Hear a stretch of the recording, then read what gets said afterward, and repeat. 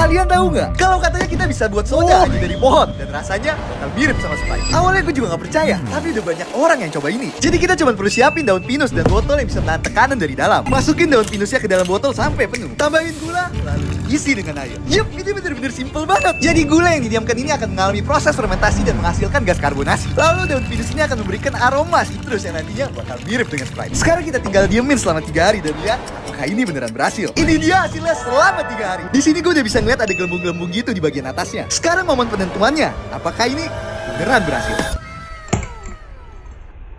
Yup, ternyata kita bisa beneran buat soda hanya dari pohon. Sodanya pun juga terhitung banyak. Tapi pertanyaan aslinya, apakah bakal mirip Sprite? Dan seenak itu. Mengejutkannya, kalau dari baunya doang ini mirip banget. Terus, gimana dengan rasanya? Pas gue coba, emang rasanya nggak 100% mirip Sprite. Tapi kalau ditanya enak atau enggak, gue dan teman-teman gue setuju kalau ini bisa dibilang enak. Kayak air kobokan lemon aja. 1 sampai 10 ya? Ya. 2.